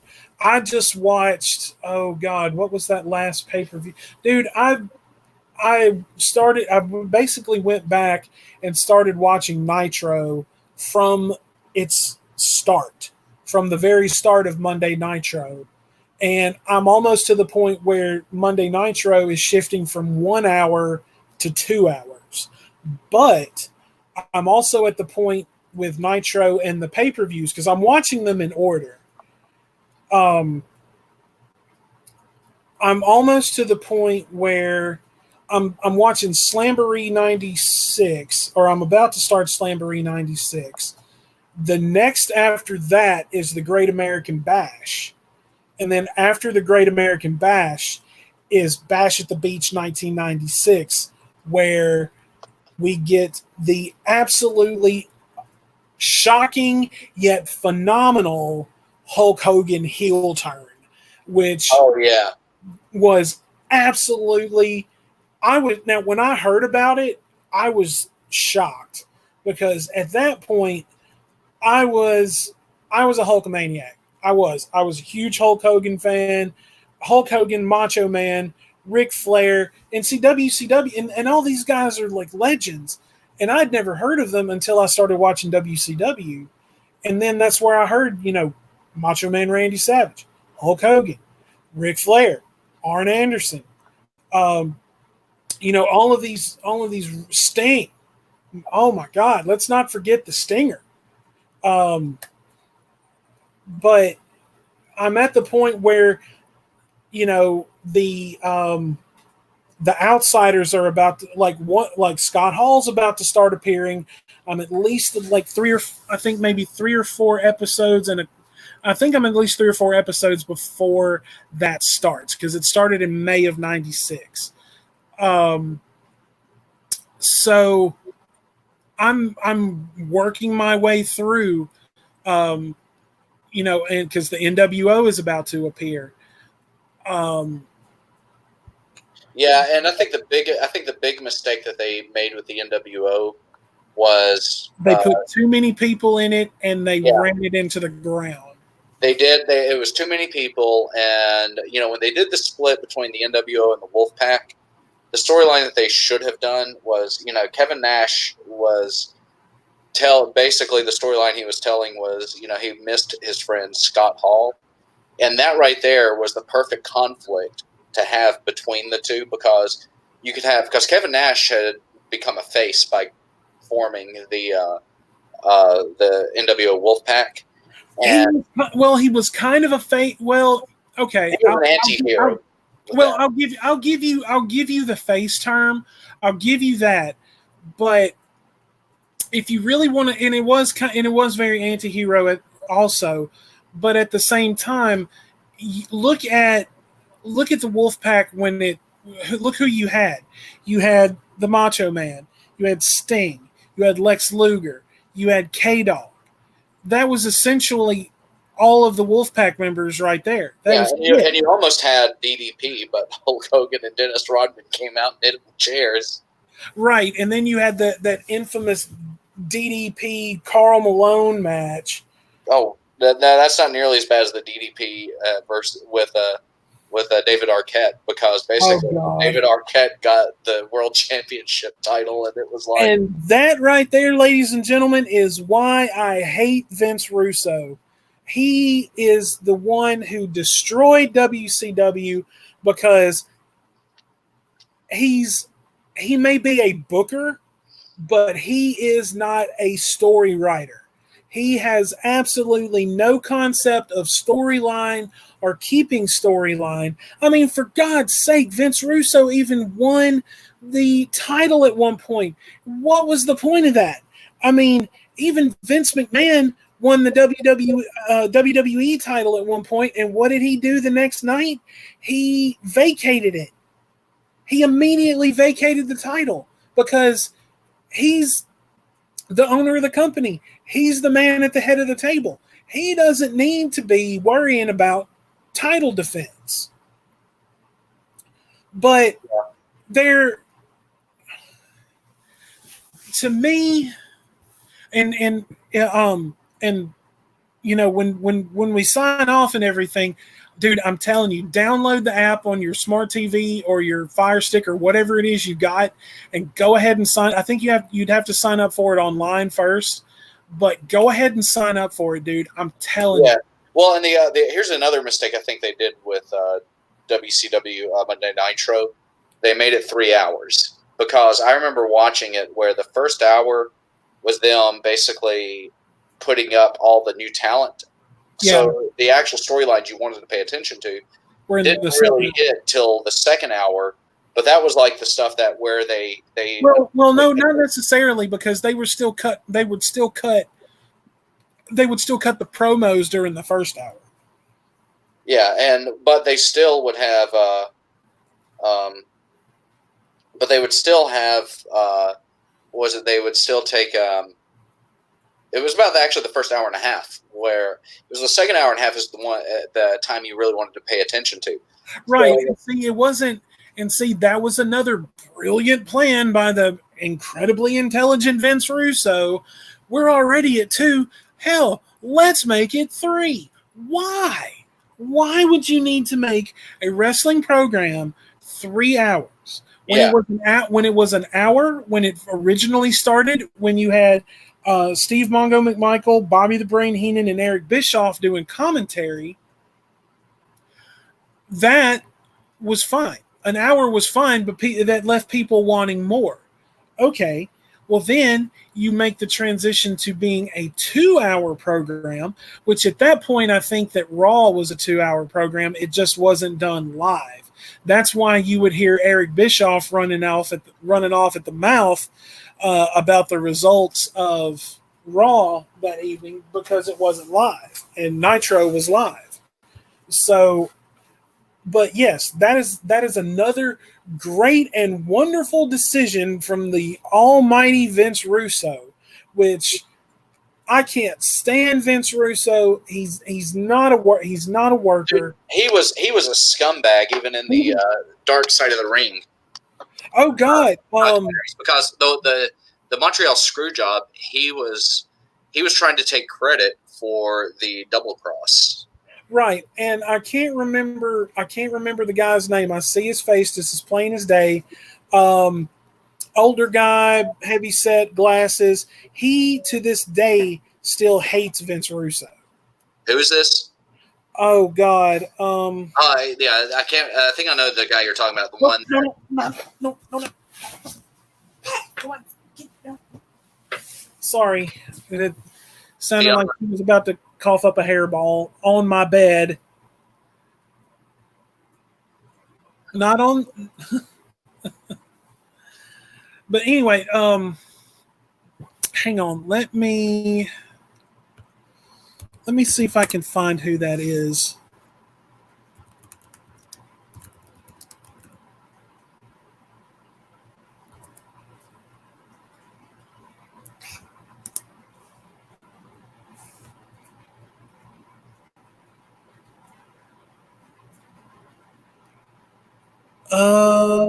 Let's see.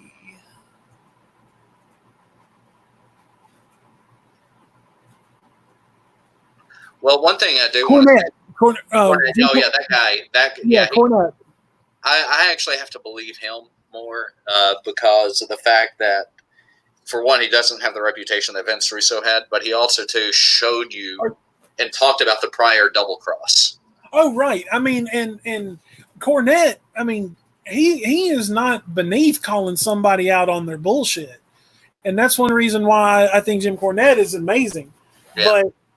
But the thing about it is, and going back to what we were talking about with the NWO, okay, I can understand what their concept of trying to do this was. They wanted to try to make the NWO another company, offset from WCW. I get that. But you oversaturated the membership too quickly. Like, you were bringing someone new in almost every week, and it didn't make sense. And the roster for WCW was getting smaller and smaller and smaller. You still had you still had Lex Luger, who at that time had nothing to do with it. You still had Diamond Dallas Page. You had Eddie Guerrero, Juventud Guerrera, Rey Mysterio Jr. You know, you had all of these people, and a lot of them were cruiserweights that weren't involved. And then we got the awesome transformation of Sting, which, don't get me wrong, Sting and his surfer boy, you know, blonde, flat top, colorful face paint, colorful jackets, and all of that stuff was great. But when he disappeared and came back in that Crow style persona, yeah, it was brilliant. Oh, and that what's really interesting is Scott Hall was the one who told him to go that route, suggested he go that route.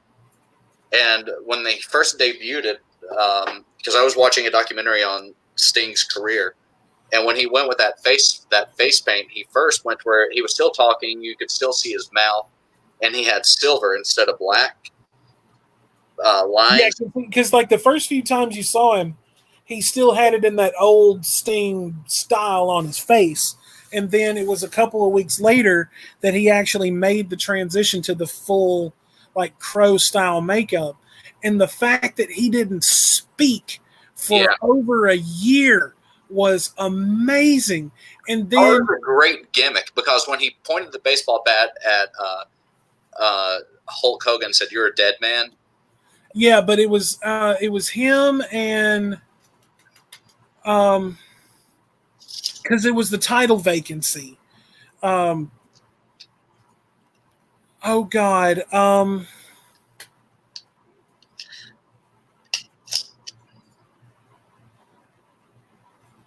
J.J. Dillon. That's who it was.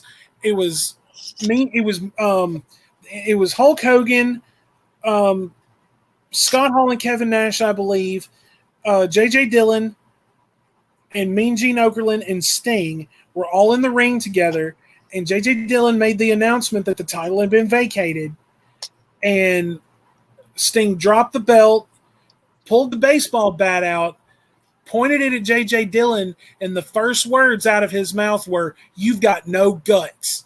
And then he pointed it at Hulk Hogan, and he said, "And you're a dead man." And that's when he went off. But yeah, that gimmick was so great.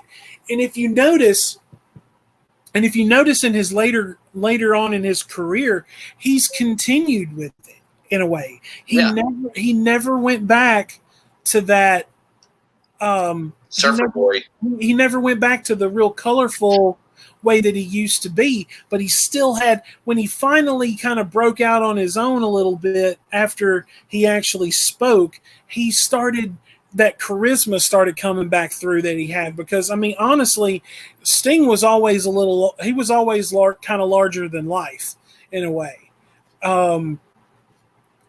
But when you see him, when you see him and he's still doing it, it's like, you know, it still works. But the fact of the matter is, like, the fact that, like, they were oversaturating the NWO, everybody was, and then they brought in the Wolfpack, which honestly, what I think they really should have done is Scott Hall, Kevin Nash should have sided with WCW instead of forming the Wolfpack, leaving Hulk Hogan in the lurch with Eric Bischoff and all of the other little underlings that he still had in the black and white at that time. If Kevin Nash and Scott Hall had just sided with WCW and not formed a Wolfpack alliance, the story would have played off a little bit better, because you would have had an actual group of wrestlers outside of the NWO who wanted to get rid of the NWO. They wanted to put a stop to it. Because, I mean, you even had Kevin Nash coming out at one point wearing a tie-dye NWO shirt, which is cool, but what was the point? What was the point of that? So if you had actually taken the time and had not formed the Wolfpack, but taken the same members, Scott Hall, Kevin Nash, Sting, Lex Luger, and K-Dog and the Macho Man Randy Savage, and had them leading the charge for WCW,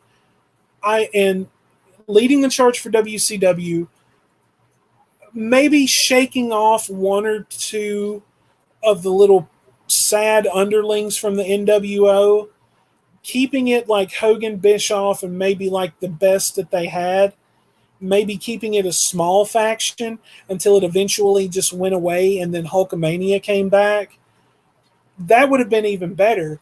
And then maybe we wouldn't have got to a point where Vince Russo would have got his greasy little paws on WCW and turned it into a shit show, is my whole point. But the other thing is, and this is, and honestly, what you should, one thing, when you go and you sign up for the network, there is a documentary series on there called The Monday Night Wars. Go and watch that. That is something to see. There's different episodes on like different parts of the whole Monday Night War thing. There's an episode on the NWO. There's an episode on Goldberg. You know, a lot of really great stories, and to hear a lot of these guys tell it is awesome. But go and watch the Monday Night War series. That will really a lot of it is repetitive as far as like giving statistics and, you know, this, that, and the other. But the other thing about it is it's actually really informative. Okay, yeah. Well, I mean, for me, what I would have done, or what I would like to have seen done with the NWO faction, is when Kevin, instead of doing like the finger poke of doom. Oh God. That I would have totally played it up where you had Kevin Nash wanting to get back, wanting to have that friendship with Scott Hall, and played that entire angle out, because you could have played that out for 6 months easily. Well, right, but see, at the same time, have this angle where you would have had the drama where it's like, where you could have. Because you would have had that angle where you would have had that being played out, and then eventually, Kevin Nash and Scott Hall both leaving at the NWO. But I think though you're right. Ultimately, they should have gone. When he left, he should have left and gone to the WCW and been with that, and maybe even like had like the NWO Busters or whatever they would have called it, to where it had been like, okay, we're just going against this, and he's siding with WCW, because they already had the two factions. By having NWO Wolfpack, they had a third faction, which was okay for a few months, but it's like, where do you go from there?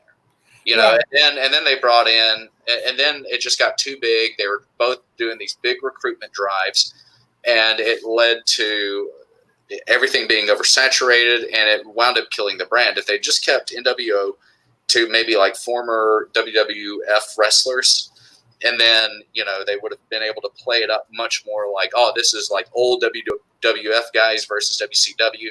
And by having the Wolfpack, the guys who became the Wolfpack joining up and becoming like WCW, that really would have been like a huge shift in that dynamic. But absolutely. But at the same time, man, it's just kind of like they could have played that if they really wanted to do the whole Wolfpack thing.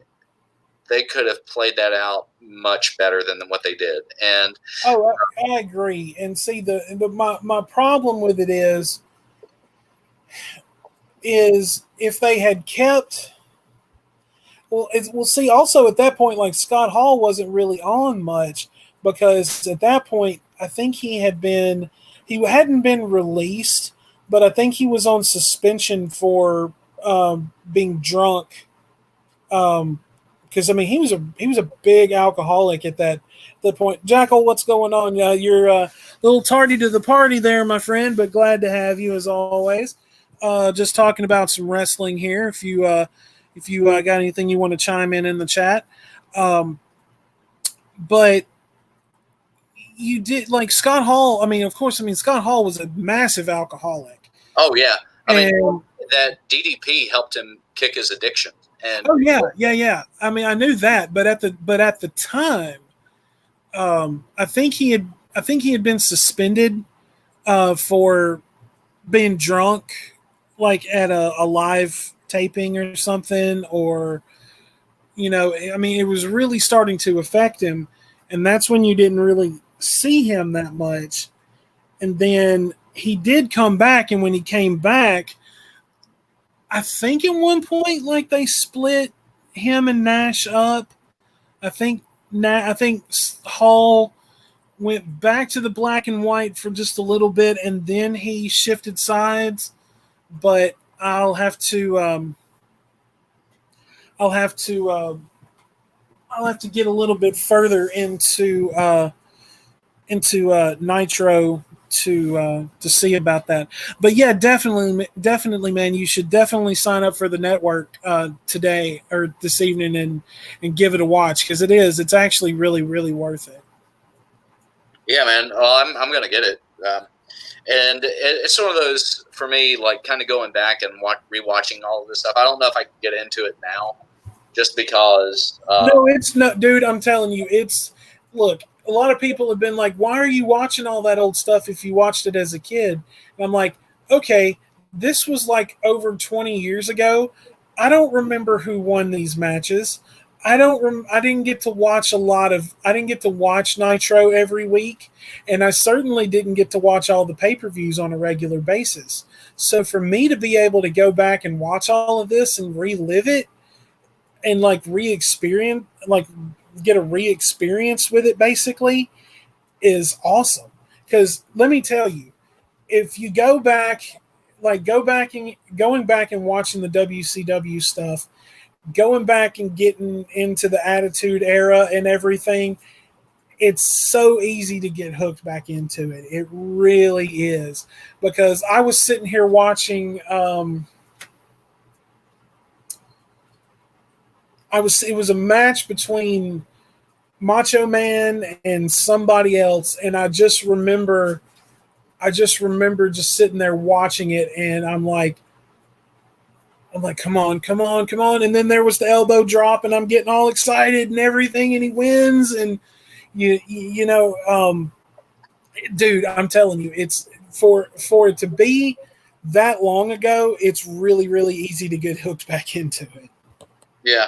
Well, and really, it's just kind of like there's a certain point where, we're several years away from where our childhoods were and where that time was. So it's kind of like a lot of it is going back and reliving the moments. Like, so one of the guys that we knew had a friend who recorded Bash at the Beach for my church, and he brought it to an event that we were having, a guys event that we were having with my church's youth group. And we put it on. We were like, okay, this is our first pay-per-view. This guy was nice enough to record it. And during like the actual headline match, the guy got bored. And keep in mind, this is recorded on old VHS tapes. He starts like channel surfing during this. Like it looks like somebody's about to, like someone Sting and someone else, can't remember who, but he would already gone to NWO Wolfpack, and I think it's right as he's about to do the Stinger Splash, the channel starts changing, and you hear every guy in the room go, no! We come back and Sting's laying down on the ground. And we're like, what happened? Exactly. It's like when like the satellite feed cuts during like the Super Bowl or something like that. Like somebody's throwing a Hail Mary and it's like the last 2 minutes of the game and then the satellite feed goes out or something like that. It's the exact same thing. Yeah, and that happens. So Sting gets up and things start turning again. And like Rice is about to hit the guy, James Guy starts channel surfing again. And you hear the same thing, like, no! Do you honestly, you know what? Do you think, looking back on it, do you think maybe he did that on purpose? No. This kid was not that clever enough to do anything like that. He wasn't even that devious enough nor clever enough to do it. Now, me, on the other hand, you know, if you're the kind of person that, like, hey man, like if you and I had known each other at that point, it would have been like, hey man, I recorded, you know, Spring Stampede. You want to come watch it? Sure. And then we get to like the last match, and like every time there's like a big move, you like would change the channel to something else, and then it would go back like about 30 seconds later. I mean, yeah, you're that kind of devious bastard. So. Oh yeah, totally. I mean, it wouldn't be me unless there's a level of deviousness. Exactly. Well, guys, we are going to wrap up the Sanctum Sanctorum for this Saturday. And once again, I do apologize for the lateness in the stream. We will be back next week, 2 p.m. Central Time, and hopefully, and I'll be in touch with Stu Dog between then and now. TF, I want to thank you for coming on the show and welcome as one of the new co-hosts of the Sanctum Sanctorum. It is a pleasure to have you. And guys, once again, gonna have a big guest on next week. As far as I know, that is still lined up. If anything changes, I will make sure to let everyone know in my Discord.